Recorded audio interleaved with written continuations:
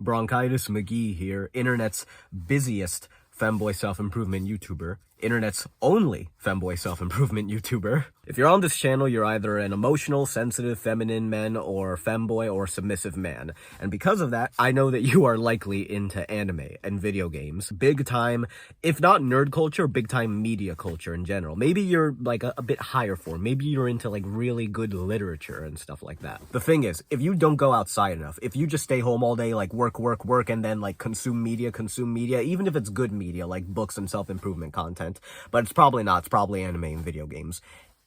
The people who do this tend to become really pretentious and somewhat resentful of normal people. Now, be honest, have you ever in high school or middle school or college, like when you're like watching anime and you're reading something that's like really, for me it was like Hellsing Ultimate or Tokyo Ghoul. I thought these things were mind-blowing, like, oh my god, my quality of life is legitimately better because I saw this. It's such an esoteric and forbidden knowledge, no one else knows about this. No one else has all the schizo knowledge that I have, and like I would be riding on the bus, in my car, I would be sitting in class with a bunch of normies and I'd be thinking, oh, no one here knows like all the esoteric Wikipedia schizo knowledge I have of the Gnostic Gospels and Tokyo Ghoul. These people, their only life is the media they consume.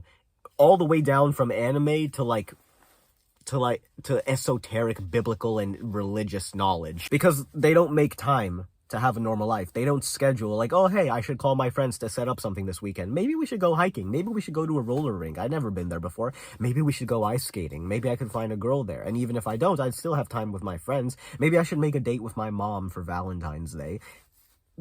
They don't have these thoughts. They literally just live in their media, and they live vicariously through the main characters. They probably have, I used to have this thing called maladaptive daydreaming, which is like, I would daydream all the time, and I would daydream for whatever media I was consuming at the time. I would daydream myself as like, I remember when I first started watching Dragon Ball Z Super, I was daydreaming myself as Beerus, the God Destroyer, or Kaneki from Tokyo Ghoul being tortured and having everyone watch and feel bad for me, and then I have a real cool comeback and then get emo and then find the light again and return. They literally just live through these characters. And I was reminded about this when a few months ago I went to T-Mobile to help my cousin get a phone. He's newly arrived to the US, and at T-Mobile, every single worker there was fat. Ungodly levels of fat. And two of them came back from their lunch break. They had like Sprite and Subway sandwiches from the Subway next door. And the guy who was helping me, when he took like a little break from helping me and my cousin, what did he do? He was staring at his laptop screen, talking to his coworker about something from like the latest, I think it was Demon Slayer. I don't know which anime it was. I just put in Demon Slayer as a generic anime. He's on the job. He's on the clock. And he's talking with his friends in front of customers, like, about something on Demon Slayer. And don't think this won't be you. Like, this could literally be you if you don't live in the real world enough. Now, contrast this with the normies I used to look down on. Like, a week ago, I was sitting down in this quiet study area of my college, and I heard an office worker talking with someone who was looking for, like, financial advising, and I listened into their whole conversation because it was just so interesting.